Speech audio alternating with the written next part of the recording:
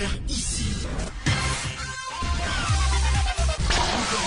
Que vous avez découvert Ivoire TV.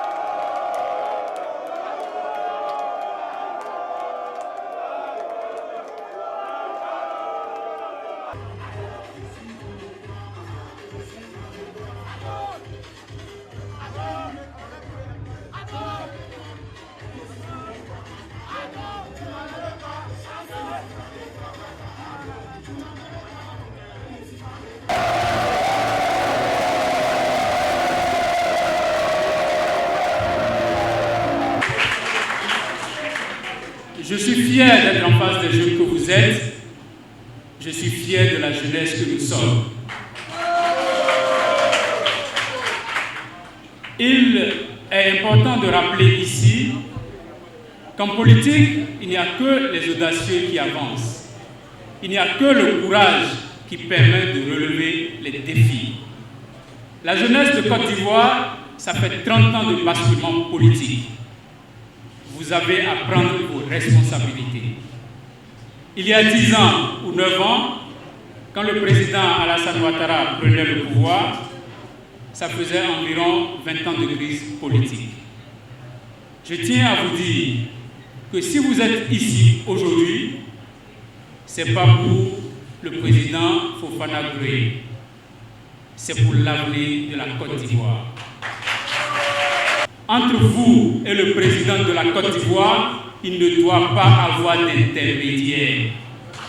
La crise politique qu'a connue la Côte d'Ivoire ne l'a pas non seulement arriérée, mais a ralenti l'avenir de tous les jeunes que nous sommes. Ceux qui avaient 10 ans quand le président prenait le pouvoir ont aujourd'hui 19 ans. Ça voudra dire que si la crise continuait, à l'âge de 20 ans, ils ne sauront pas encore à quel sein se vouer.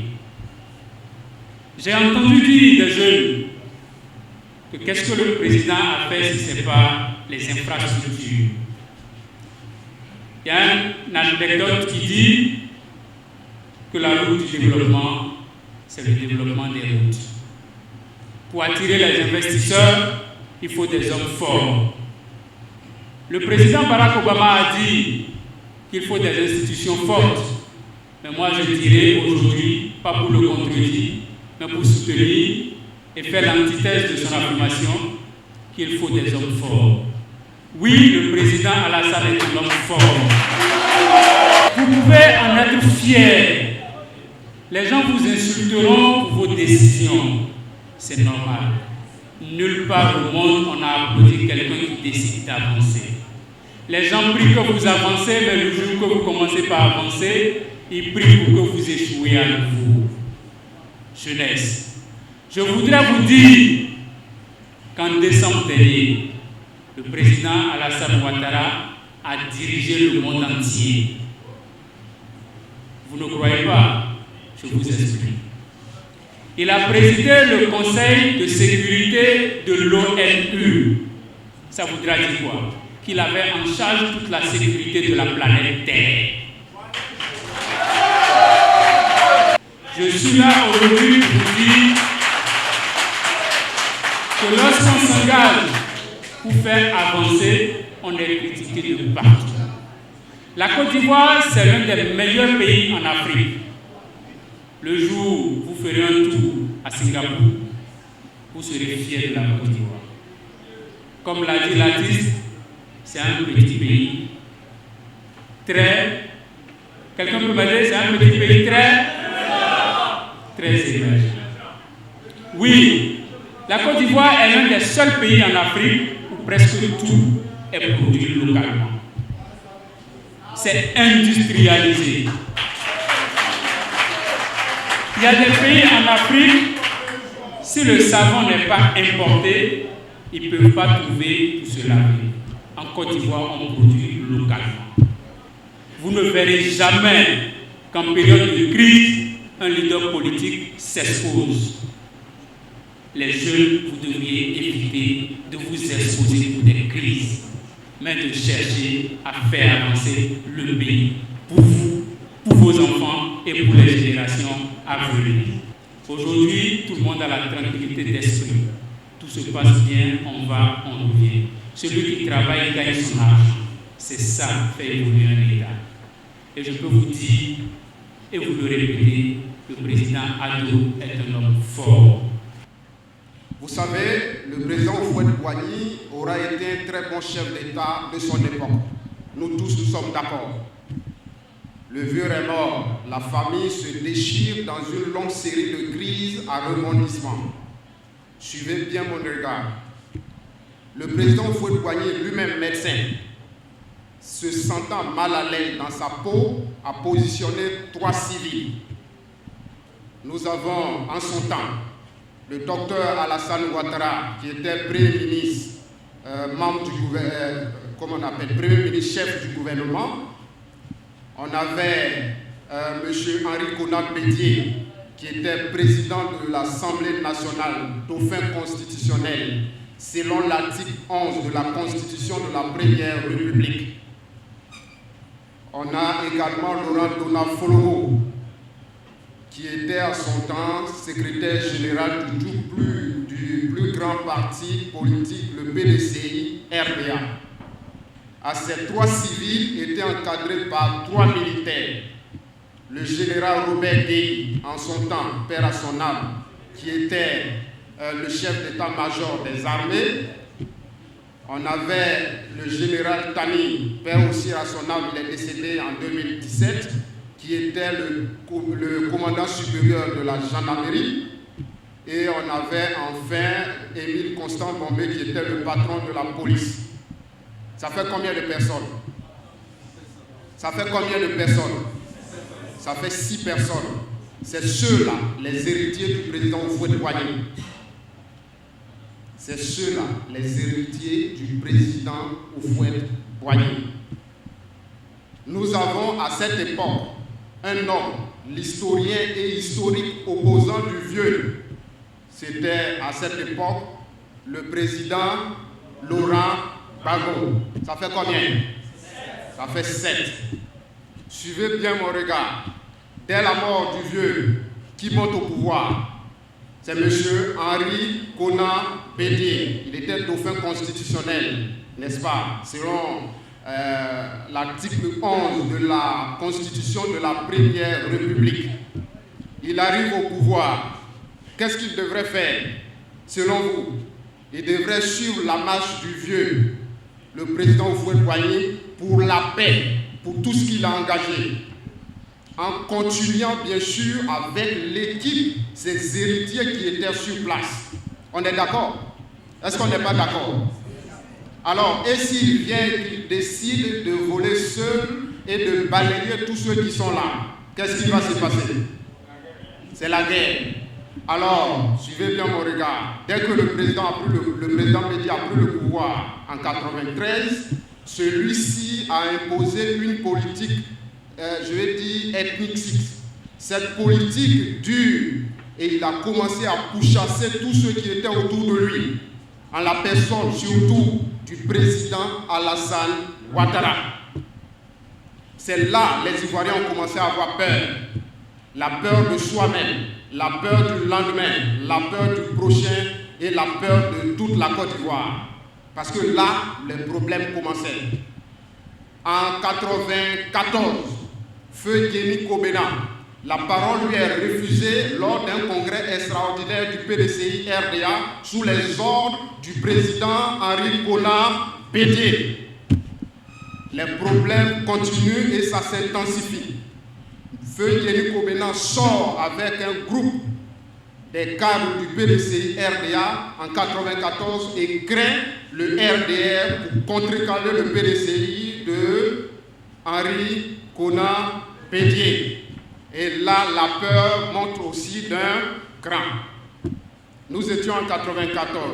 En 1995, celui-ci est plébiscité par le peuple ivoirien qui le voyait en tant qu'héritier du président Houphouët-Boigny. Ce n'est pas Bédié qui a été voté, mais c'est le président Houphouët-Boigny qui avait été voté à cette époque. Parce que tous ceux qui partaient voter le PDCI du président Houphouët-Boigny et non du président Henri Konan Bédié. Nous étions là en 1995. Les problèmes continuent. Le concept l'ivoirité fait place, qui consistait à cette époque de dire que les poètes ivoiriens, fallait avoir des 4 grands-parents ivoiriens, c'est-à-dire nés en Côte d'Ivoire. Or, nous le savons ici, que le président Houphouët-Boigny, à cette époque, lui-même, le président Houphouët-Boigny, avait des parents même qui étaient sénégalais, des parents même qui étaient burkinabés. Vous voyez les Tiam, béninois et autres.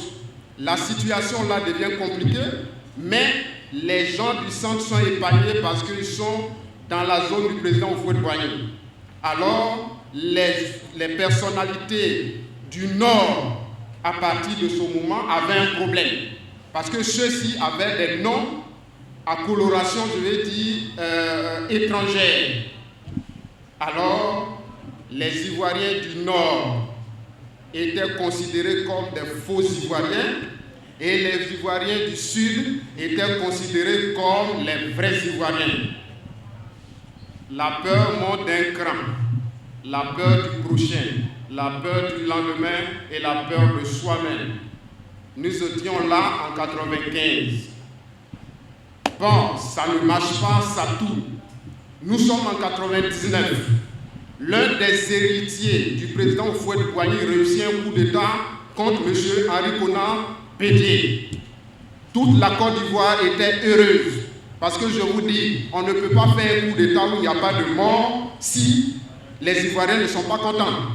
Or, à cette mutinerie, il y a eu 0 mort. Cela veut dire que les Ivoiriens étaient d'accord du départ du président Henri Konan Bédié. Nous étions en 1999. Guéhi Robert fait un gouvernement d'union nationale. Il appelle Gbagbo, il appelle Ouattara, il appelle tous ses membres pour former un gouvernement de transition, pour trouver une solution à cette crise. Nous étions en 1999. Ça tourne. En 2000, le général Guéhi Robert prend goût au pouvoir, du pouvoir. Qu'est-ce qu'il fait? Voulant rester au pouvoir, l'historien et l'historique président Laurent Gbagbo l'enroule dans la farine et lui demande d'interdire aux autres, c'est-à-dire aux autres héritiers, le président Ouattara et Bédié, de participer à l'élection. Bon, il s'est dit, lui, il ne peut pas gagner, que c'est le général Robert Guéhi qui allait gagner les élections. Alors là, entre le mal et le pire, qui choisit? Je vous pose la question, entre le mal et le pire, qui choisit? C'est le mal. À cette époque, les Ivoiriens ont considéré Laurent Gbagbo comme le mal et Robert Guéhi comme le pire. Celui-ci gagne les élections. Robert Guéhi est tombé, il a voulu un peu confisquer le pouvoir, mais le général Apalo Alexandre, qui est aujourd'hui général de la gendarmerie, avait une unité qui aide le président Laurent Gbagbo à prendre le pouvoir. Là, on était en 2000, octobre 2000. Il prend le pouvoir. En 2001, fait un gouvernement d'union pour essayer de régler le problème. Ça ne marche pas. En 2002, alors la rébellion éclate. Les Ivoiriens du Nord, qui étaient considérés comme des faux Ivoiriens, sont fâchés et veulent le changement de ce système. Là, nous étions en 2002. Les négociations se succèdent. Ça ne marche pas. C'est compliqué. On tombe là en 2005, où le président Henri Konan Bédié appelle son petit frère, le président Alassane Ouattara, à Paris et lui dit, bon, écoute, je suis désolé de tout le mal que je t'ai fait, je souhaiterais qu'on se mette ensemble pour dégager Laurent Gbagbo. Et là, il crée ce qu'on a appelé le RHDP.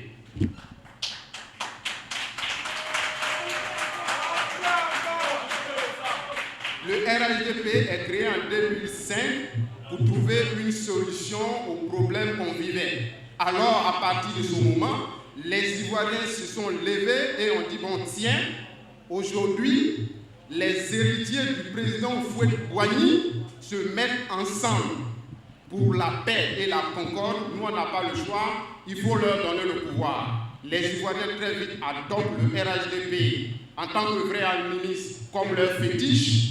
Les chrétiens prennent le RHDP en tant que vrais chrétiens comme leur Bible.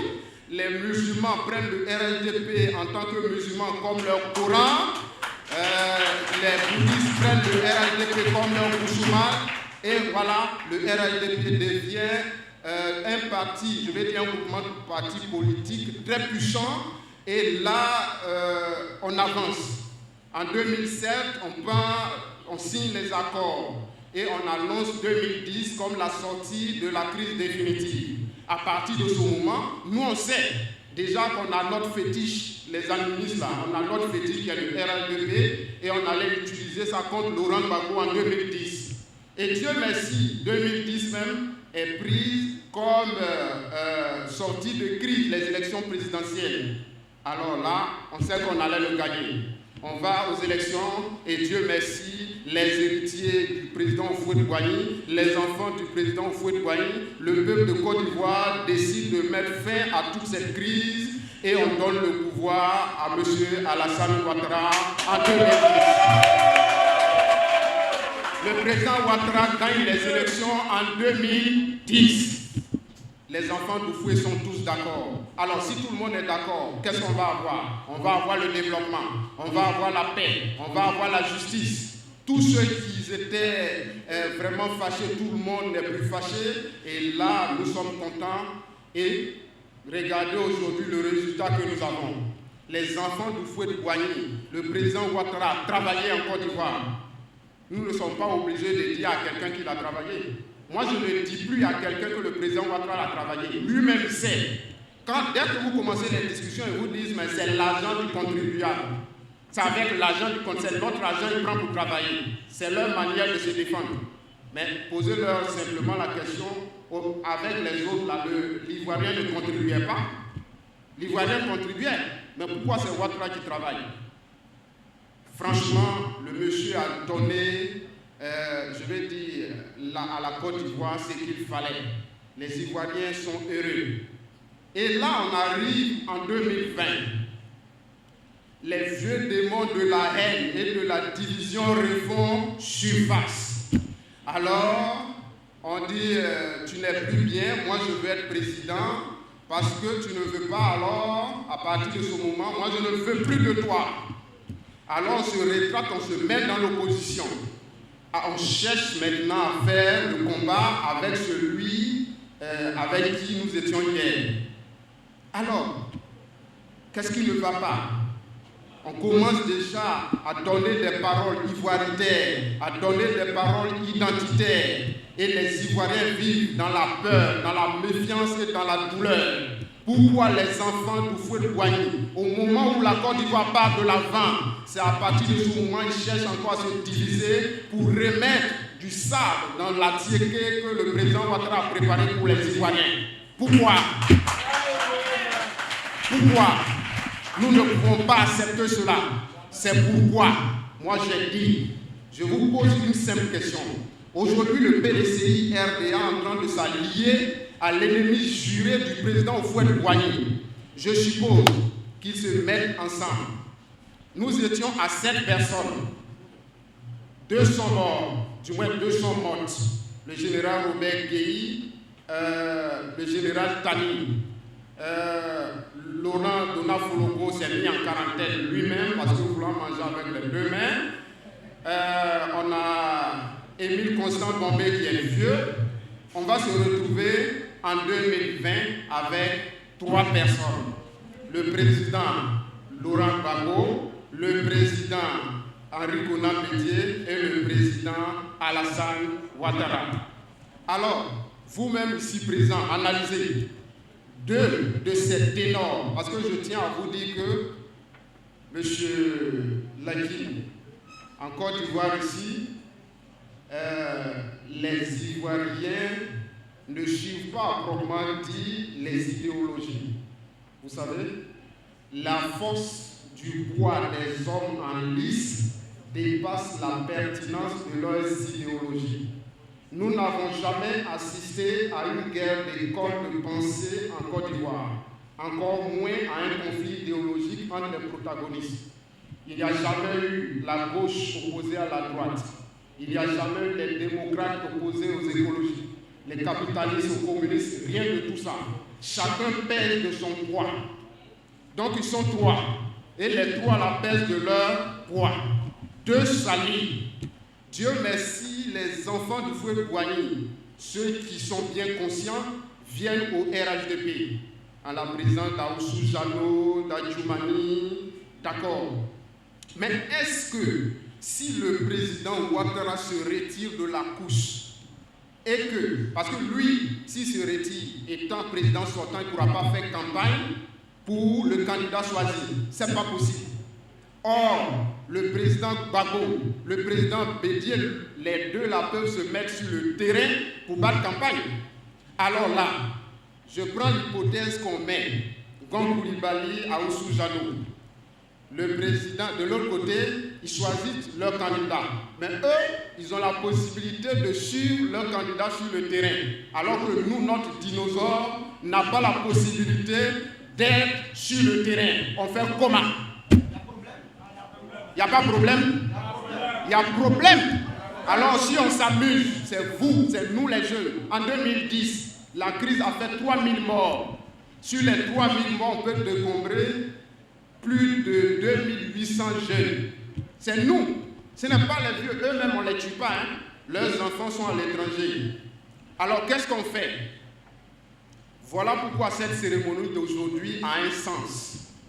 Il faut supplier le président Ouattara, à travers ses relations, à travers sa force, à travers son programme, de battre Laurent Gbagbo et Henri Konan Bédié pour que la force de l'âge ait raison d'eux pour qu'ils partent se reposer. Il faut le faire, c'est nécessaire. En donnant encore 5 ans au président Ouattara, la force de l'âge aura raison sur Bédié. Lui-même ne pourra plus bouger, il sera à terre. Laurent Gbagbo, ça sera pareil. À partir de ce moment, après 2025, nous, on pourra créer une transition digne et casser ce système, ce cycle infernal qui a depuis longtemps fatigué et a mis les Ivoiriens dans toute cette crise. Mon objectif à moi aujourd'hui, c'est de casser ce système. Et pour casser ce système, nous allons supplier le président Ouattara de nous accompagner jusqu'en 2025. Nous allons lui donner le pouvoir. C'est pourquoi aujourd'hui, je vais dire à chacun de vous et à chacune de vous de descendre dans la région d'abord des lagunes à Abidjan. Si vous arrivez à Yopougon, à Koumassi, à Port-Boué, au plateau, dites aux populations de là-bas que notre nouvel espoir s'appelle Alassane Ouattara. Si vous arrivez à Yamoussoukro, à Toumouni, dites aux populations là-bas que le président Houphouët-Boigny veut dormir en paix. Celui qui a son homme qui couvrira à jamais sa tombe s'appelle Alassane Ouattara. Allez-y partout en Côte d'Ivoire, Monsieur Lakin. Si vous arrivez en France, dites aux populations de la France que les Ivoiriens, les jeunes, veulent du président Alassane Ouattara pour casser le cycle infernal de la violence que nous avons vécu depuis la mort du président Houphouët-Boigny. Dites-leur que les Ivoiriens, les jeunes, ne veulent plus de ces guerres, ne veulent plus de cette rébellion. Les Ivoiriens veulent vivre en paix.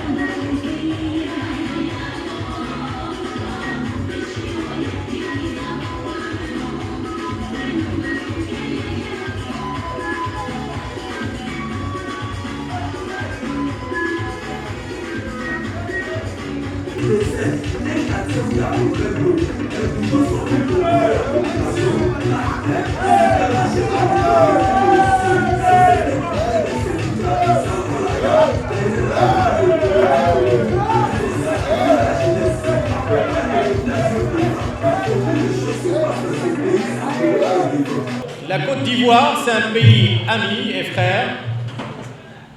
La Côte d'Ivoire a beaucoup de potentialités. Son capital humain est très important, composé d'une population jeune qui dépasse les 70%. Cette population est ambitieuse. Cette population a besoin d'une stabilité. Une stabilité. Et la Côte d'Ivoire, avec le président Alassane Ouattara, a rayonné non seulement en Afrique, mais dans le reste du monde. Oui, dans le reste du monde. Parce que avec Alassane Ouattara, qui a marqué et qui continue à marquer son empreinte au niveau international pour tout ce qu'il a fait pour ce pays et pour surtout la stabilité. Et comme vous le savez, la stabilité politique, c'est un élément fondamental qui permet de donner au reste du monde la possibilité d'investir et de créer des centaines de milliers d'emplois dans la Côte d'Ivoire. Vous avez un président et vous avez la chance d'avoir ce président qui aime beaucoup son pays, sa population et qui gouverne avec l'intérêt général. Et ça, c'est pas danois à n'importe qui. Pour cette raison que je vous ai dit, la Côte d'Ivoire rayonne en Afrique.